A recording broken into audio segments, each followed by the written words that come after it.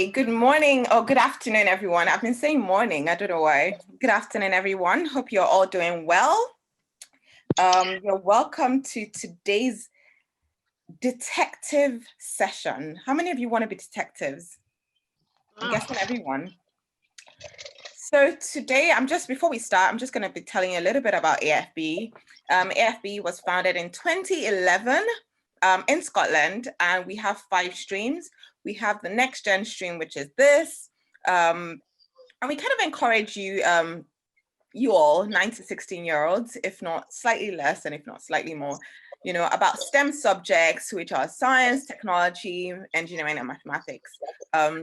We also have the transition stream, which is more directed to people who are just transitioning from university into the professional world.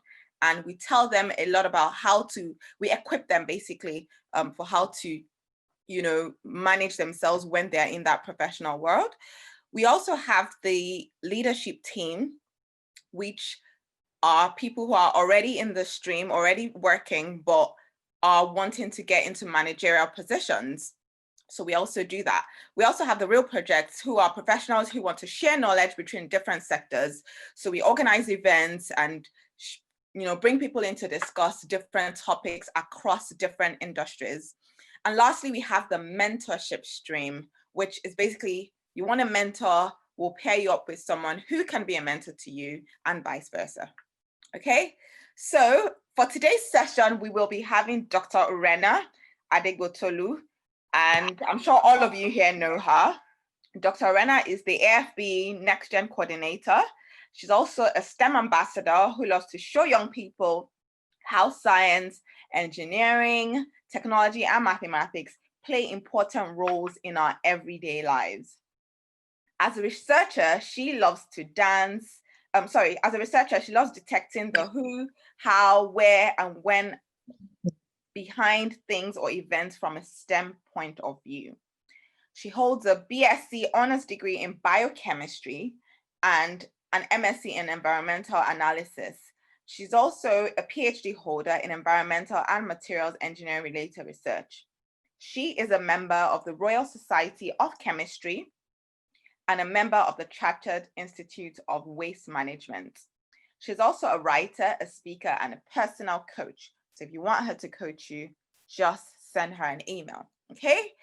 Now, I hereby welcome Dr. Urena, who will be giving us a talk on detectives. I'm quite curious. I'm very interested in this topic.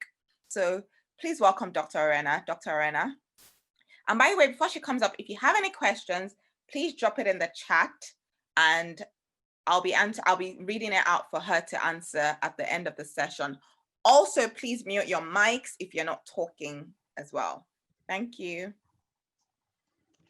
Thank you so much, Mo, for that excellent introduction. Thank you, thank you, thank you. Thank you, everyone, for joining us this afternoon here in the UK, but good morning and good evening if you've joined us from any other part of the world.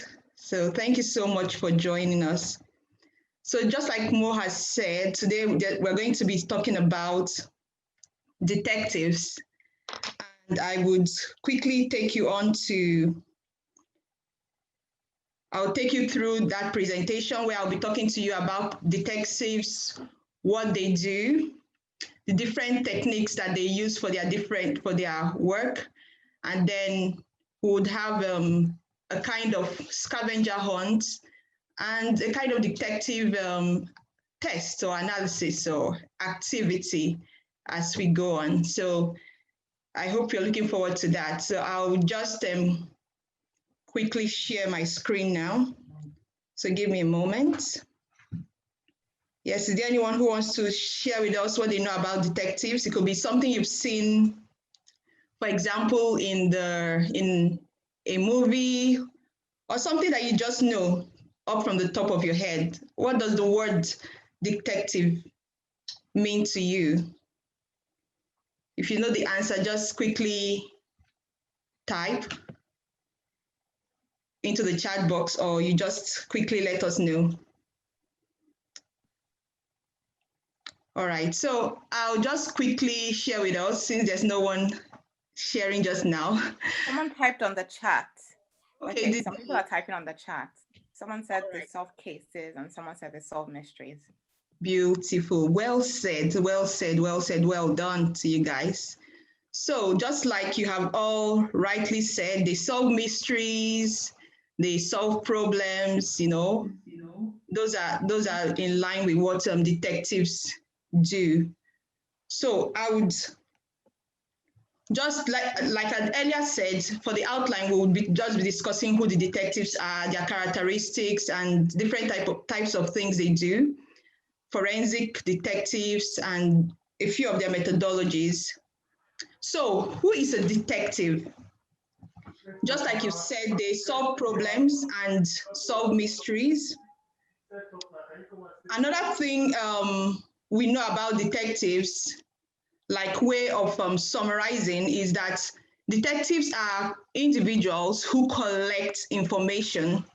They gather information from crime scenes, which they share with the judiciary or law enforcement agencies who actually find evidence for a crime and to find out if someone is innocent or not.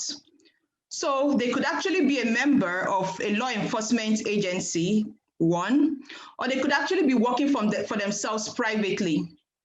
So what they do in essence is that they collect information from witnesses, yeah? They collect information from witnesses, they collect physical evidence, they collect trace evidence, and they go on to analyze this evidence and come up with a conclusion which is sent out for use in terms of prosecution. So I'm sure maybe some of us may have come across some novels that have written about different adventures of detectives, or perhaps watched movies like James Bond, you know, or different movies, or My Spy, which is actually on Amazon. So those movies, or even the book, and some books too, can give you clues into what the detectives do. So we have different types of detectives, like I had said earlier. We've got the law enforcement detectives, we've got the forensic detectives, we've got private detectives who work for themselves, and we've got cyber or internet detectives. Now, we want to find out what are the characteristics that we can associate with detectives. Of course, we know they are all humans. That's number one.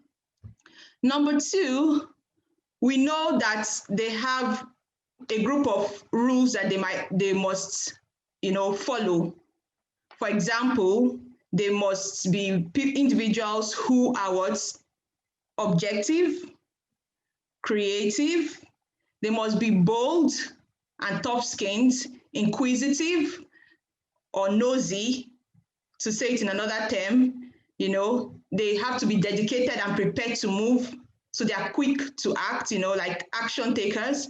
They're intuitive, they are persistent, they have persistence, and they are pensive and very, very observant. So these are a few of the characteristics of detectives. And just like I had said earlier, we have different types of detectives who go about solving crimes and solving mysteries, yeah? And we want to look again to see what kind of tools they use. So in terms of tools, sometimes most importantly, we find that they have books or notepads. They've got pens or pencils, sometimes of different colors. You can find that they have maps with which they read directions. And even in present day, they use sophisticated systems like sat-navs of different types to, catch whoever the culprit is or whoever their suspects are. And other tools they have, for example, is the computer. They've got drones, they've got special glasses, maybe night vision glasses. They've got sometimes specialized wristwatches that could record what people are saying, and even for the glasses which they wear, sometimes it's actually recording the individual that they are having a conversation with. Sometimes they use trackers, like we can see just underneath the bicycle seats, there's a tracker there. And if they place a tracker there, they can actually track an individual to find exactly where they are going to and where they are coming, where they are going to. And that can also give them clues to find whoever the suspect or individual who has caused a crime might be. They have measuring instruments for taking physical evidences, like you have like a footprint there of someone's shoes, the sole of someone's shoes, and they have their ruler to measure the length and the width of that shoe. Like I said earlier, they use sat-nav, which makes use of satellite. So satellite technology is involved these days. And then you have books of top secrets.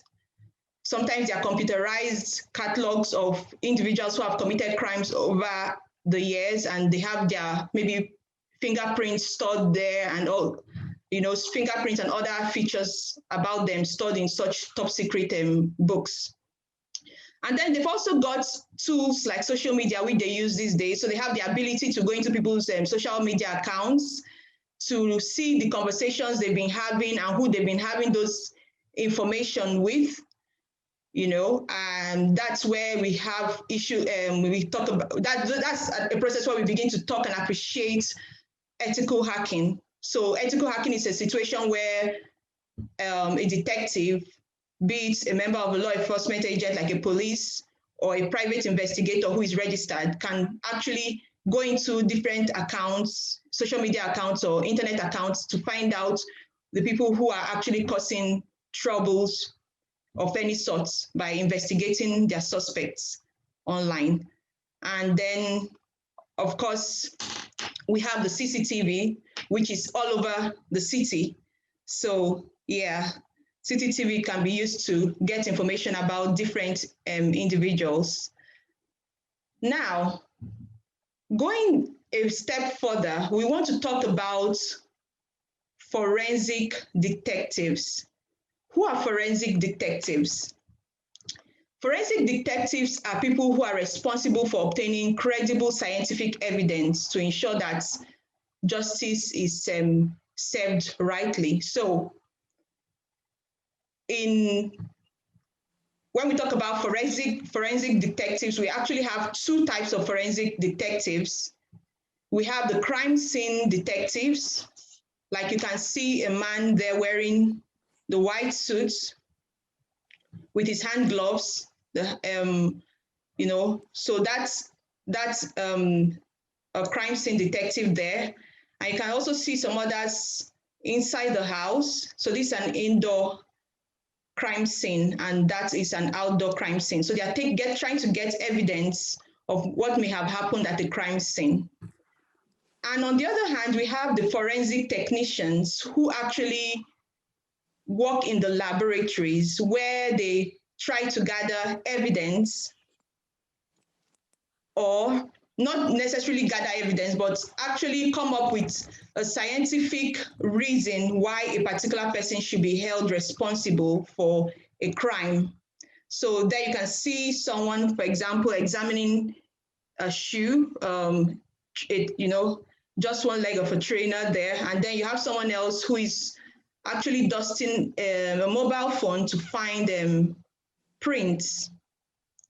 So that's detectives for us.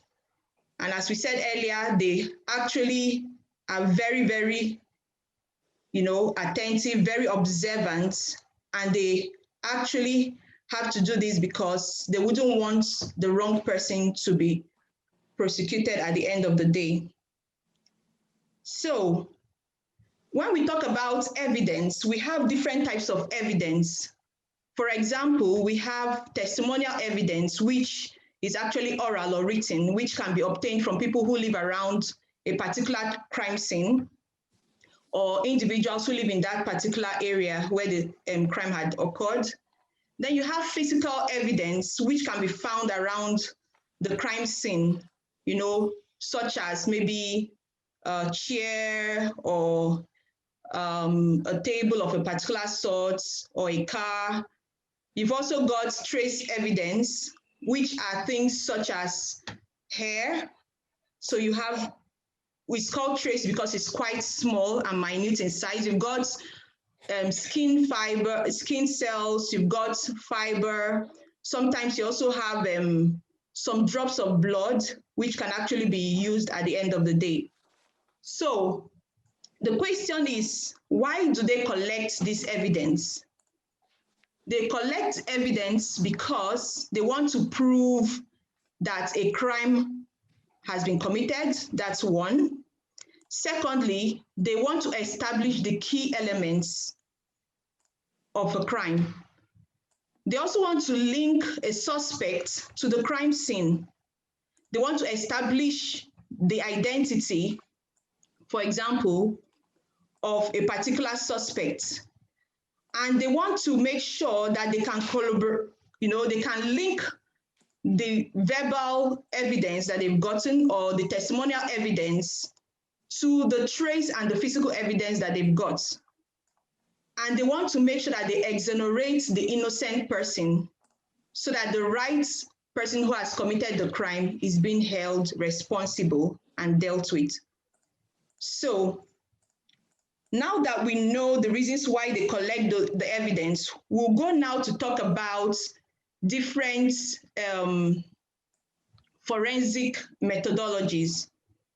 So we have different methods that forensic detectives use in collecting their evidence or getting the final results of these different samples of evidence, samples that they have collected from a crime scene. So one of them is the fingerprint analysis. Now, we know that generally for humans, we have three main types of fingerprints. And we've got, for example, the arc kind of fingerprints. We've got the loop kind of fingerprints, and we've got the whirl kind of fingerprints. You'll see there that for the arc kind of fingerprints, it's in the form of a kind of an arc or a semicircle, you know. And when you look further, you can actually see that, for example, for the second type, you have a loop, which sort of forms a kind of a loop form of structure at the end of the day, you know. So it just shows that kind of loop being or something bulgy going in a particular direction. So that's like a loop there. While the whirl kind of fingerprints seems to have like a kind of circular tone to it. So it's sort of revolving circles, revolving in a circular form. So that's the third kind of fingerprint. Now, when forensic scientists go to the crime scene, for example, they want to find out if there is a fingerprint. In some cases, they are able to quickly see these fingerprints, yeah, because it's visible to their eyes, one. But in some other cases, they are not able to see the fingerprints, and those fingerprints which they can't see are usually called latent fingerprints. So for the latent fingerprints, sometimes they need special kind of chemicals to help them visualize these fingerprints. So like you had seen earlier, there was a man in a lab coat who had a brush and he was just brushing it across a mobile phone. The brush actually must have been dipped into the aluminum powder, which you can see there. So that's the aluminum powder. And once it's dipped into the aluminum powder, he brings it out, he puts it across the mobile phone, for example, which we had seen earlier, and then it actually displays or shows him the fingerprints, just like we can see in this picture. We have some other chemicals which also help the forensic detectives in the laboratory, the forensic technicians, to ascertain the presence of a latent fingerprint. So we've got a chemical here called nihydrin, and what it does is that when it's applied to the surface or the material that is suspected to have a fingerprint, after it's been incubated, it would produce a fingerprint. And if after incubation, it doesn't produce a fingerprint, then there's no fingerprint on that material. The second chemical we have here is lorsum, which is like a kind of active material which is found in the henna tattoo, which is usually used to decorate the hands of women. So that's the active ingredient there. And that particular active ingredient is actually used as well in the detection of the fingerprints. You also find, okay, so what I also have here is the fact that in this age where we have the use of computers, scientists have been able to convert people's fingerprints into, computerized or digital formats of zeros and ones, which can be used to actually pinpoint who an individual is and who exactly has touched a certain material. And that technology we find is also applicable in mobile phones. Some people use their fingerprints to, get their phones unlocked. And even the police can actually collect people's phones if, for example, the individual is a suspect, and also put this area to test to ascertain if there's a fingerprint there and what evidence they can get from there. So we go to the next analysis. The next analysis we've got is called the hair analysis. Now, the hair analysis data or information can be ascertained using a microscope or a hardness test. So that's actually an individual trying to carry out some analysis there. But if I can just quickly get out of this and see, just give me a moment. I need to move him so that we can get a full glimpse of what I'm saying. Okay, thank you very much. So what you find in this, in the hair analysis is that scientists can actually use microscopes to find the physical properties of the hair.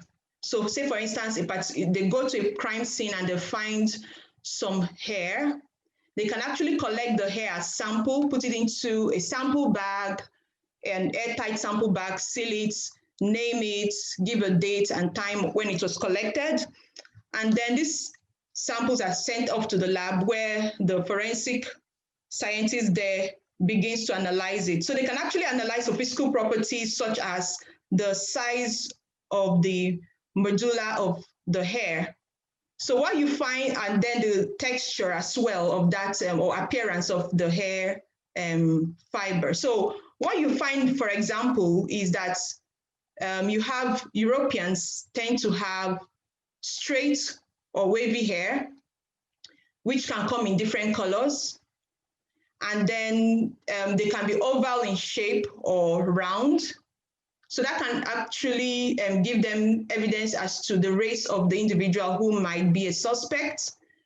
And then for the Asians, their hair tends to be what? Straight, quite dense and round in terms of roundish, and tend to have a large diameter.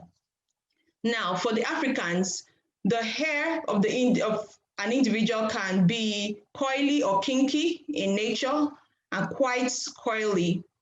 And the hair distribution tends to be quite dense. And it could actually have a format which is quite flattened. Yeah. So at the end of the day, when the microscope has been able to give this kind of results, the scientists can actually report this, and the prosecuting team can actually decide on who their likely suspects could be, depending on the people who were in that environment when the crime occurred. Now, sometimes in some crime cases, you might have hairs of animals and humans being in the same environment.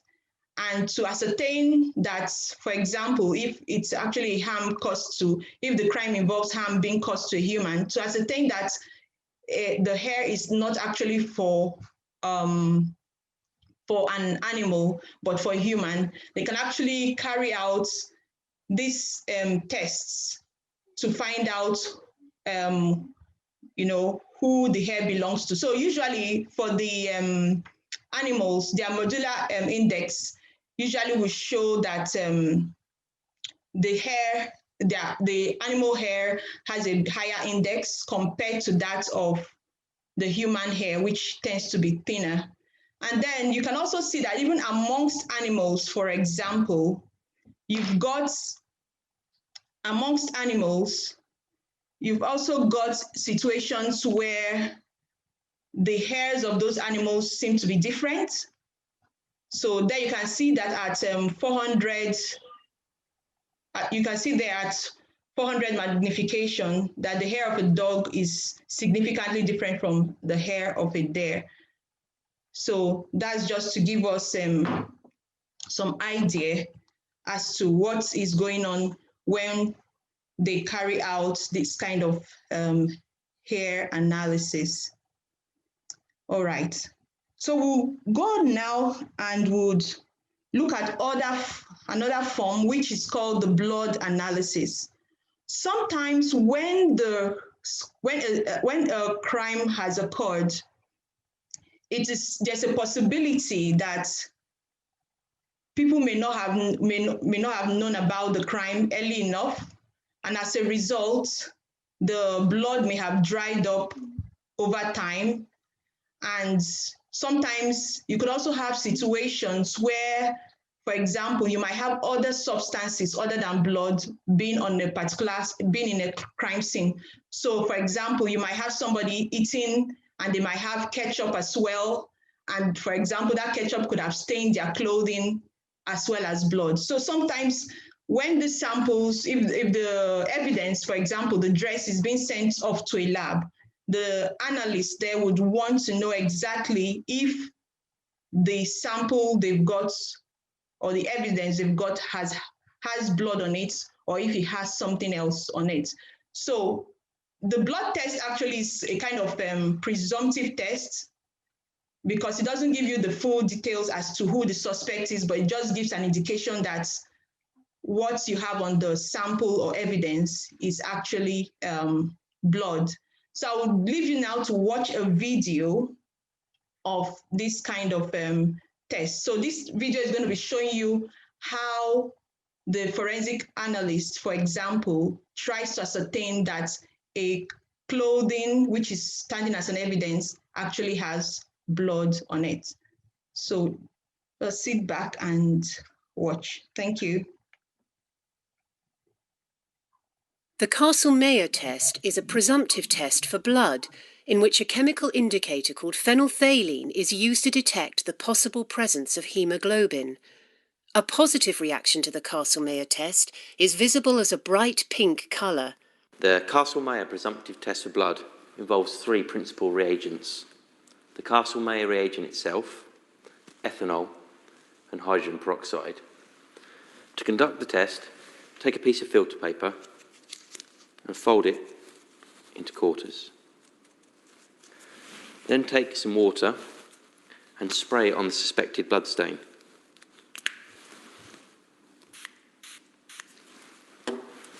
Take the filter paper and very gently rub the corner across the suspected stain.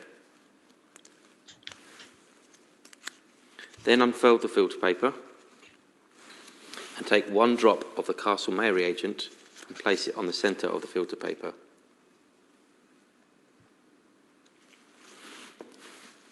This should result in no colour change. Then take 1 drop of ethanol and add it to the centre of the filter paper. This should result in no colour change. And finally, take 1 drop of hydrogen peroxide, and if the stain is presumptively blood, the stain should change to a pinky purple colour.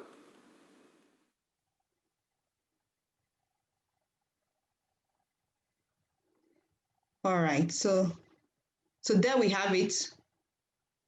So that's the Castlemay test. The Castlemay test is a presumptive. All right, so that's the Castlemay test for blood analysis, just to give an indication that what you have stained on the dress was actually blood and not something different, such as ketchup or any other thing that was red. So we are going on to the next analysis, which they carry out, which forensic detectives and technicians carry out, which is called the DNA analysis. Yeah. Now, with the DNA analysis, what they're actually trying to do here is to find the DNA fingerprints of suspects. Now, like I had mentioned earlier, with the blood analysis, it is quite a presumptive test and you cannot really be sure exactly who the suspect is. But what you can give an indication of is that actually there was blood in the crime scene, you know, and that's where it stops.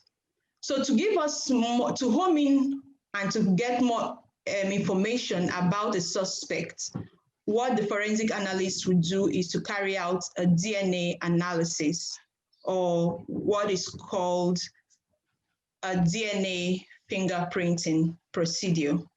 So what it entails basically is going to the crime scene and collecting samples of, for example, blood or skin cells or different materials, human evidence that could be found on the scene of the crime. Now, here we have just showing the stage of how the DNA fingerprinting occurs. That's just the methodology, where you have stages of DNA fingerprinting. So, but this is just for a leaf, but it's still the same principle. So a sample is collected, it's extracted, and then there's separation and isolation of the DNA. And then basically it goes through the process of gel electrophoresis. And at the end of the day, what you have is this evidence or analytical results, which shows you the DNA of a particular sample obtained from a particular place, and then the DNA of the suspected plants. In this case, it's actually a plant, so it's plant A and B. And so what you have in the center there is sample, which is like an evidence, which was picked up at a scene or a crime scene.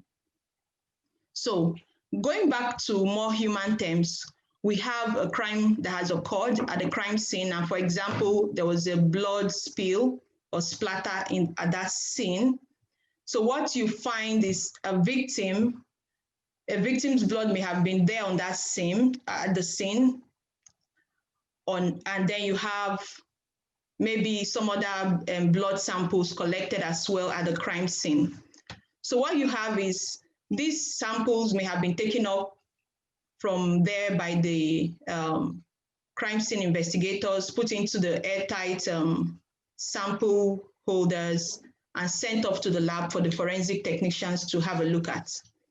And on carrying out the DNA analysis, they've been able to find that the sample on the left-hand side here, which belongs to the victim, And then there's another one, an extra one, which was found on the crime scene, which is called the crime scene DNA analysis.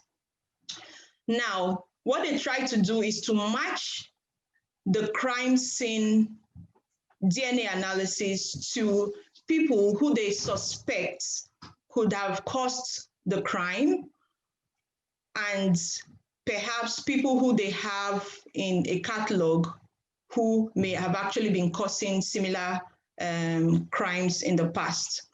So what they have here is suspects 1, 2, and 3, and they've gotten their DNA analysis and they have published it here as we have seen. And what you have at the end of the day is to match the crime scene DNA analysis to that of the 3 suspects. And on looking at this example here, you find that the person who was most likely to be at the crime scene is suspect number 2. So you may want to ask yourself more questions about that situation. How was the scientist able to how was the scientist able to know that this blood was actually from the suspect? They were able to know because they had carried out the DNA analysis, which gave them some scientific evidence of the DNA traces there, the DNA fingerprint of the crime suspect and that of the victim. And as you can see there, the DNA sample from the victim is absolutely different compared to that of the suspect, which is on the line 2, and that of, for example, the hair found on the crime scene. So the DNA from the crime scene, the hair of the DNA from the crime scene absolutely matches that of the crime or the crime suspect. So that's the way the suspect can be pinned, and perhaps the police gets a warrant to arrest that individual, and then they can be held responsible for that crime. So I want us to carry out just a little kind of detective activity, and it's actually involving a family. So this family, called the Zoe family, went on a vacation. Now, they left their family home in peace, and the people who had the keys to the property were 3 of them. One was John. John is actually James. James, that's the father of the house. He's James' business partner. And then you have Rose, who happens to be their housekeeper. She has another key to the house. And then you have Ken, who actually does their gardening and landscaping, also present, who actually has access to the house as well. So on their vacation, they got news that a car was actually found, and they were able to trace police was able to trace the car to that family. And they had found the car parked somewhere else, and the car was wrecked. Initially, this car actually had been at the family home, parked in the garage. But now the car is outside the family home, and it is wrecked in an abandoned, somewhere. It's just been abandoned somewhere.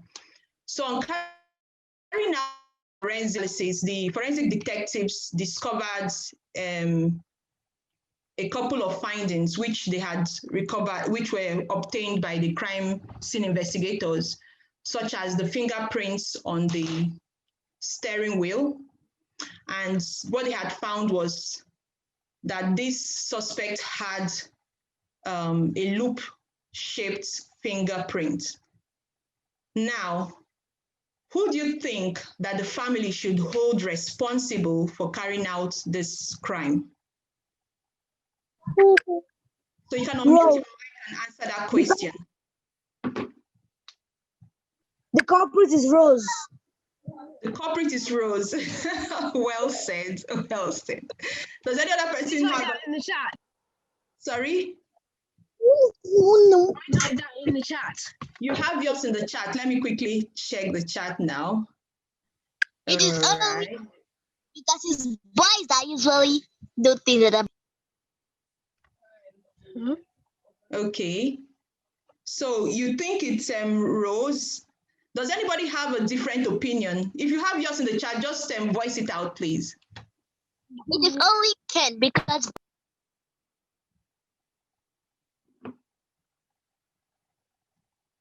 It wasn't Ken. Pardon? Rose has the same fingerprint as the suspect. Rose has the same fingerprint as the suspect. Yes, that's right. That's right. So you've all spoken right, and it shows that you've been very attentive, and I'm really pleased with you. Fantastic. All right. So Rose is actually the suspect here. So that's good. So good detective job there, and then thumbs up for that.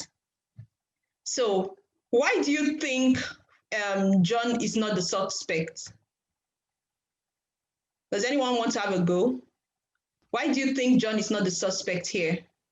His fingerprint isn't the same as the gray one over there.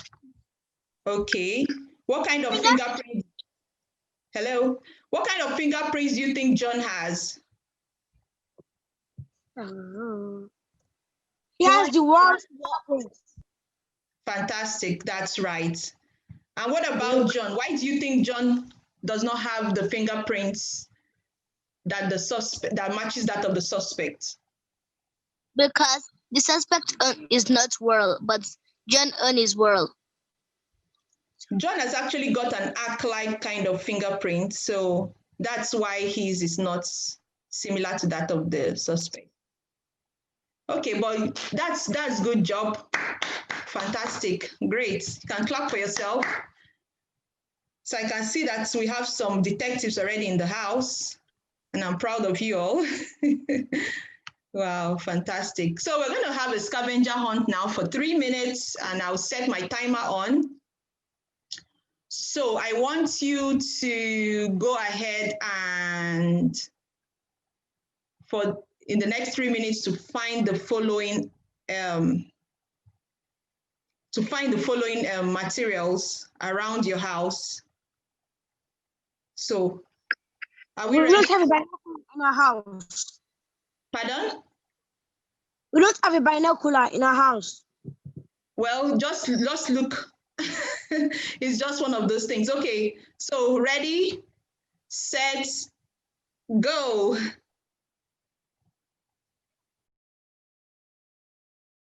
Right, so you can all stop now. So this is 3 minutes and 6 seconds. Everyone should stop now. Fantastic, good job. I hope you enjoyed finding those things around your house. So the rule was to find a notebook, a notepad, a pen, and a pencil, camera, binoculars, and a voice recorder. So I would like Mo to just quickly let me know, because I can't find for some reason, I'm not able to see the charts.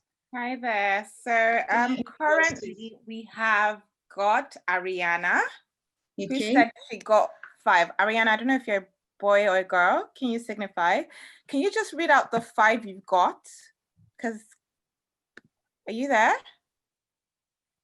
I got a notepad, a pencil, a pen, a voice recorder, and a camera. Did you get a binoculars? No. No. Okay, well Right. done for that. So Cam the Tiger, you said you got all of them. Are you there? Hello? Yeah, I have a pair of binoculars, a pen, a pencil, a notepad, and, well, I've got an iPhone that has a voice recorder and a camera on it. Okay. So I'll leave that to Dr. Renner, our major detective. That's So really it's between Adriana and Cam the Tiger, because Cam the Tiger actually got 6 and Adriana got 5. okay. So Sophie got 5, but she doesn't have a binocular. So yeah. So I think since Cam the Tiger got all 6 of them, she's the winner. So Sophie here, my daughter, she got 5 of them besides the binoculars. So yeah, so well done to every one of you who have joined in the Well done, guys. Scavenger Hunt. Good job. Fantastic. So that makes Calm the Tiger the winner of the Scavenger Hunt. So you get your Amazon voucher Calm the soon. Tiger, what is your name? Hello. Okay. I think we could find that out in the list. Yeah. So I'll just quickly add. His name is Camille. This very important bit, that if you wanted to be involved in this STEM profession called being a detective, or if you wanted to become a detective, when you're choosing, you should get, while you're in primary school, get very interested in, in things that are that have to do with being a detective, be observant, pay attention to details around you, and pay attention to science as well. Try to do well in your science and maths. Now, in secondary school, when you're choosing your subjects, for you to go into the uni and get a place, you have to make sure that you choose subjects such as chemistry, physics, mathematics, biology, English. Reason being that it's a STEM profession, and these are the kind of subjects that would be eligible, as in subjects choices that will be eligible for that, for you to actually go on to study, for example, forensic science, chemistry, or biology in the university. Now, this is just a short list of courses that you could study in university. There are some other courses that you could also study in university to become a professional detective. For example, psychology as well, which I've not put down here, but that's also one of them. But in general, you should just make sure that on a daily basis, you develop important social and interpersonal skills, such as excellent communication skills, analytical problem-solving skills, organizational skills, presentation skills, because these skills are required when a detective actually goes to the crime scene and when they're trying to get their evidence. For example, in witnessing, you need to have very good communication skills to know how to communicate rightly with the witnesses. And you need analytical skills. For example, when you get to the laboratory and you're trying to solve the problems, you need analytical skills to get the to get those scientific analytical experiments done rightly. You need problem-solving skills, the ability to logically link your scientific evidence, or let's say, for example, your trace and physical evidences to your testimonial evidence. It's really, really important. So you need that ability, that logic to be able to link them. And that's where your problem-solving skills come in. And then you've got your organizational skills, being able to organize yourself in a very professional manner, as well as your presentation skills, which are really needed in the court of law, where, for example, the detective might be invited to actually give his or her own evidence in courts. So those are some of the important skills that you need. So at this point, I'll just wait for your comments, but I thank you so much for listening. Thank you so much. If you have a question, just, I guess you've typed it into the chat, and I'll leave it to Mo to read out, and then I'll try my best to answer it for you. But thanks again for listening. Does a forensic detective also work in the home or anything around the home? If you're asking if the forensic detective works in the home. Yeah. Yeah, so that's a good question. So as an individual, for example, I'm sure there are sometimes you've tried to look for your, let's say, for example, your maths book or a textbook or maybe your novel somewhere.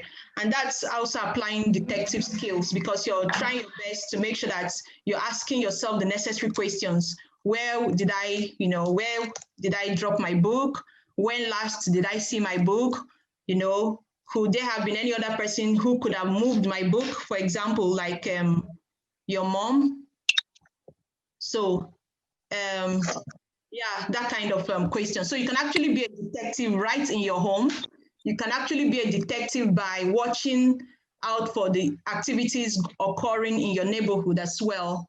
Okay, so you could actually be a detective, but that's more like a non-professional detective now. Okay. Does the forensic detective work in the police force or in the FBI? Yes, they work in the police force. They are members of the law enforcement agencies. Sometimes and I also think that sometimes you could also find some of them also maybe working as a specialized lab on a private scale. So it's also possible to have a forensic detective working privately as well.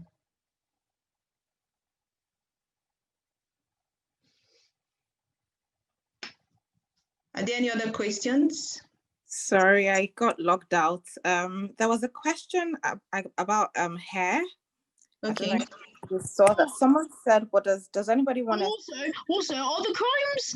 Do detectives still solve things today? Oh yes. Just a minute. Sorry. Femi, I'll answer your question in a minute. Let me just get through with what Mo is saying, okay?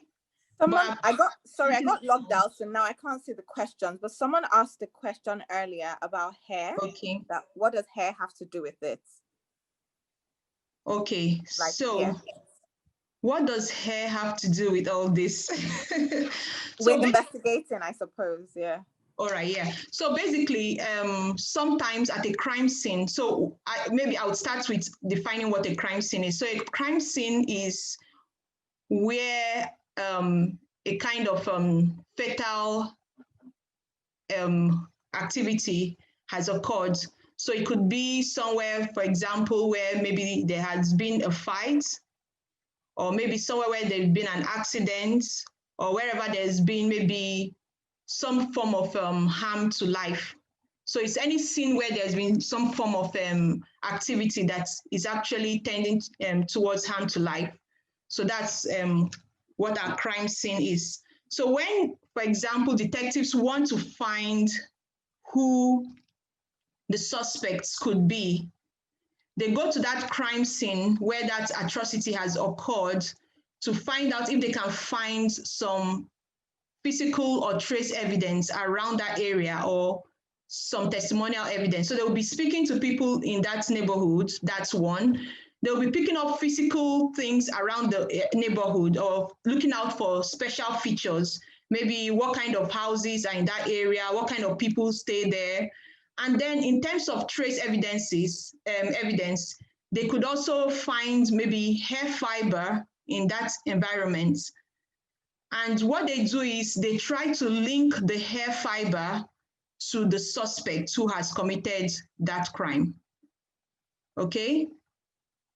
So that's where hair comes in to the whole picture of the detective. So the detective goes onto the crime scene to try find evidence that they could use to apprehend a particular suspect. So they'll be picking up things such as hair and skin cells, things such as saliva, and even cigarette butts. You know, just studs, just to find maybe dry saliva on the cigarette. You know, that can be used to obtain the DNA of whoever owns that saliva, and then that person can be held responsible as a suspect in that particular crime.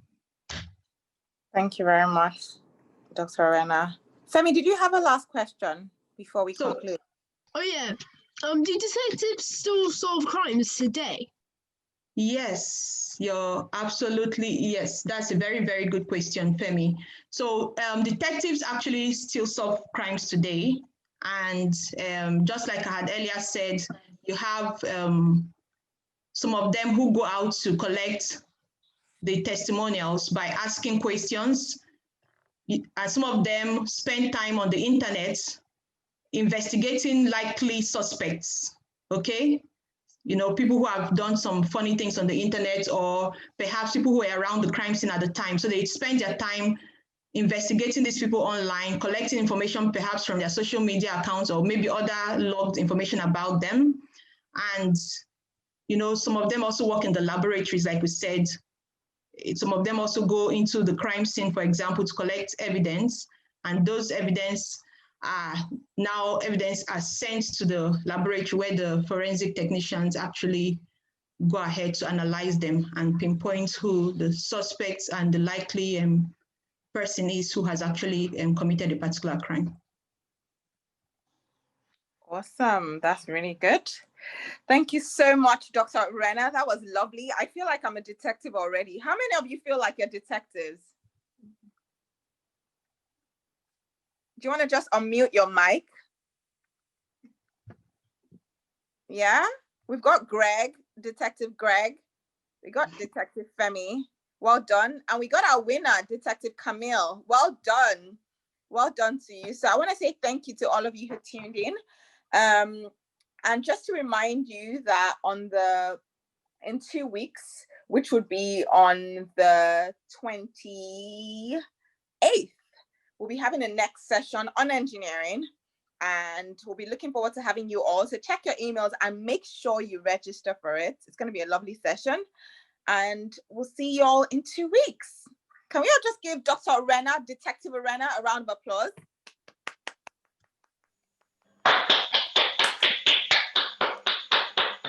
Thank you very much, everyone. And thank you for joining in. Take care and see you all in 2 weeks. See you.